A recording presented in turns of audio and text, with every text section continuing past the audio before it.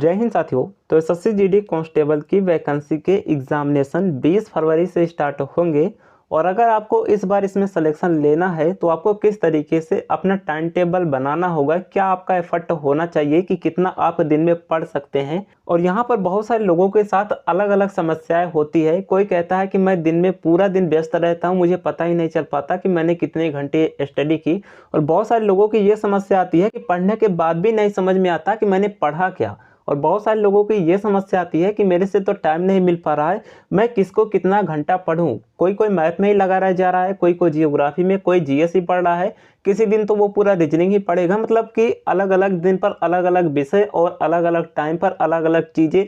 तो उसे कुछ समझ नहीं आता कि उन्होंने पढ़ा क्या, कैसे पढ़ा और कितना उनका तैयार हुआ, और जल्द से जल्द उनका एग्ज़ाम आ जाता है। तो ये गलतियों से आपको बचनी है। अगर आप मोबाइल में देखते हैं, क्योंकि मोबाइल जो है वो सबसे ज़्यादा टाइम कंज्यूम करता है, तो उसके लिए आप अलग से टाइम निकाल लीजिए कि इस टाइम के बीच हमें मोबाइल देखना ही देखना है, ताकि आपको दिन में ऐसा ना लगे कि आज मैंने मोबाइल चलाया ही नहीं। क्योंकि अगर आप मोबाइल नहीं चलाएंगे तो पूरा दिन ऐसा लगेगा कि आज मैंने पूरा दिन पढ़ा है, आज चलते हैं मोबाइल चला लेते हैं। अगर 2 घंटे लगातार आप मोबाइल चलाते हैं फिर आपको लगेगा कि हाँ मैंने 2 घंटे से ज़्यादा मोबाइल चला लिया है, अब मुझे पढ़ना चाहिए। तो यहाँ पर जो काम करना है आपको बिल्कुल रेगुलरिटी के साथ करना है। बेस्ट टाइम टेबल मैं आपको बता देता हूँ यहाँ पर आपको क्या करना है, कैसे आपको टाइम लगाना है। और इतना घंटा अगर आप डेली पढ़ते हैं तो निश्चित ही आप अपने सिलेक्शन को श्योर कर पाएंगे। तो चलिए स्टार्ट करते हैं। उससे पहले चैनल पर पहली बार आएँ तो सब्सक्राइब कर लीजिएगा।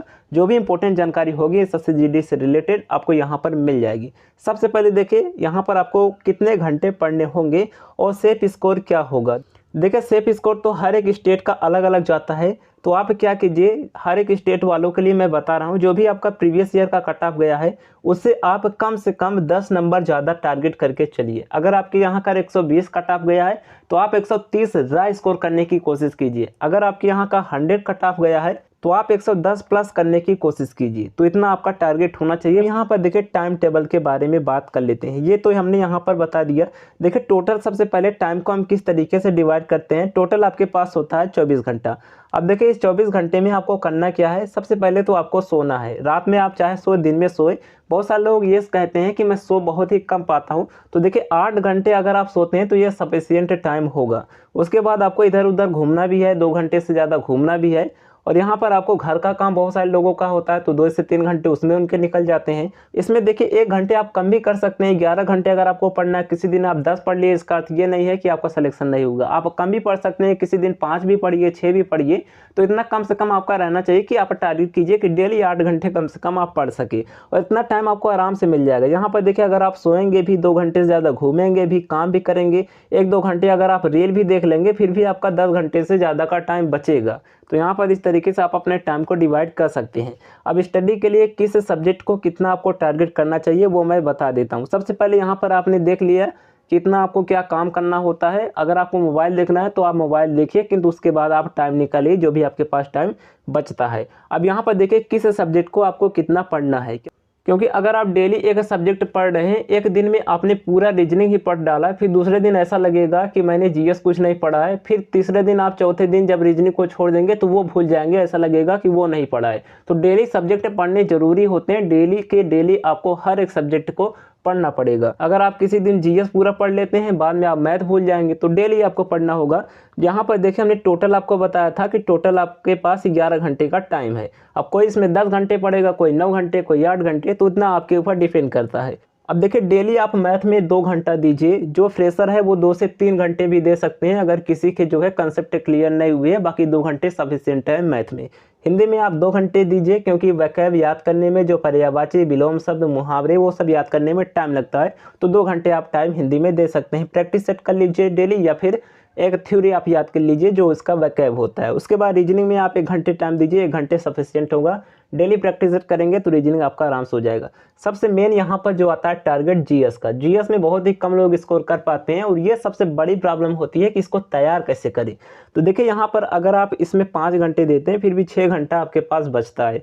अगर आप 6 घंटे डेली जीएस पढ़ेंगे तो निश्चित ही आप अपने एग्जाम तक बेहतर कर पाएंगे। अब जीएस में बचा 6 घंटे। अब 6 घंटे को आपको कैसे डिवाइड करना है। मैथ तो आपने 2 घंटे पढ़ लिए, हिंदी भी 2 घंटे, रीजनिंग भी 1 घंटे, बाकी जीएस 6 घंटा। अब 6 घंटे में क्या पढ़ना है वो भी मैंने यहाँ पर पर कवर किया है। उससे पहले एक छोटा सा इन्फॉर्मेशन, अगर आप इस भर्ती की तैयारी कर रहे हैं तो उसके लिए बुक के बारे में बात करें तो आपको चक्षु प्रकाशन की मिल जाती है। ये बुक स्पेशल इस भर्ती के लिए फुल डेडिकेटेड है, क्योंकि जो भी आपके एग्जाम का पैटर्न है उसी के बेस पर इसे तैयार किया गया है और जो भी आपके सिलेबस का कंसेप्ट है तो सभी कंसेप्ट को इसमें कवर किया गया है। चारों सेक्शन का, रीजनिंग का, जीएस का, मैथ का, हिंदी का है। देख सकते हैं एक ही बुक में आपको अलग से कोई बुक की जरूरत नहीं पड़ेगी। एक ही बुक में आपका संपूर्ण कंसेप्ट कवर किया गया है और इसमें प्रीवियस ईयर के क्वेश्चन भी डाले गए हैं। जो भी प्रीवियस ईयर में एग्जाम कंडक्ट हुए हैं तो सभी शिफ्ट का प्रीवियस ईयर का क्वेश्चन भी मिल जाएगा और फुल कंसेप्ट हर एक सेक्शन का मिल जाएगा। तो आपकी तैयारी के लिए ये बेहतर बुक होगा, इसे आप बाई कर सकते हैं। बाई करने का लिंक डिस्क्रिप्शन बॉक्स में मिल जाएगा। और फ्रेंड्स, इसका प्रैक्टिस सेट भी आता है जिसके जरिए आप अपने कॉन्फिडेंस को बूस्ट कर सकते हैं, आप अपने टाइम को मैनेज कर सकते हैं। तो ज़्यादा से ज़्यादा प्रैक्टिस करेंगे तो आपका कॉन्फिडेंस बूस्ट होगा। तो बुक एंड प्रैक्टिस सेट दोनों के जरिए आप अपने सिलेक्शन को निश्चित कर सकते हैं। इसे आप बाई कर लीजिएगा। बाई करने का लिंक आपको डिस्क्रिप्शन बॉक्स में मिल जाएगा। आप इसे अमेजॉन या फिर फ्लिपकार्ट से मंगा सकते हैं, उस पर क्लिक करके आप इसे ऑर्डर कर सकते हैं। तो देखिए, जीएस के लिए आपके पास बचता है 6 घंटे। अब 6 घंटे में आपको पढ़ना है स्टैटिक 1 घंटे डेली आपको पढ़ने हैं। भले ही आपको दिन में 1 पेज पढ़े वो बहुत सफिशियंट है। दिन में आप 1 पेज पढ़ते हैं, आपको लगता है इतना लंबा सिलेबस है, आप 1 पेज पढ़े वही सफिशियंट। तो अगर आप डेली पढ़ेंगे तो बाद में आप देखेंगे कि सारा सिलेबस आपका कवर हो गया। स्टैटिक जी के 1 घंटे, हिस्ट्री 1 घंटे, पॉलिटी 1 घंटे, जियोग्राफी 1 घंटे और देखिए यहाँ पर करंट 1 घंटे। टोटल यहाँ पर 5 हो गया। 1 घंटे आपके पास बचता है तो आप चाहे तो इकोनॉमी पढ़ सकते हैं। इकोनॉमी आप बाद में भी पढ़ सकते हैं, वो आप एक्स्ट्रा टाइम निकाल सकते हैं। अगर आप इसमें किसी दिन नहीं पढ़ते तो इकोनॉमी पढ़ लीजिए या फिर आधे घंटे उसके लिए टाइम निकाल लीजिए। इकोनॉमी के थोड़े से कम क्वेश्चन आते हैं, वो जब एग्जाम होने लगेगा उस टाइम आपको रिव्यू में पता चल जाएगा कि कहाँ से कितने क्वेश्चंस आ रहे हैं। तो ये जीएस का हो गया। करंट तो आपको डेली पढ़ना ही पढ़ना है। उसके बाद स्टैटिक भी आपको डेली पढ़ना ही पढ़ना है। डेली अगर आप 8 से 10 घंटे भी पढ़ते हैं फिर भी वो सफिशियंट रहेगा। तो ये डिपेंड करता है कि आपने कब क्या पढ़ा, किस दिन क्या पढ़ा। डेली अगर आप पढ़ते रहेंगे तो पूरा सिलेबस आपके अंडर में रहेगा, कवर में रहेगा। चलिए, बाकी दिन में आपको कब पढ़ना है वो आपको खुद से डिसाइड करना होगा। जिस टाइम आप खाली पा रहा, आपको लगता है इस टाइम हमें कोई काम नहीं, इस टाइम हमें पढ़ना चाहिए, तो उसी टाइम आप पढ़ सकते हैं। किस टाइम आपको पढ़ना है वो आपको खुद डिसाइड करना होगा। चलिए, मिलते हैं नेक्स्ट वीडियो में, तब तक के लिए जय हिंद।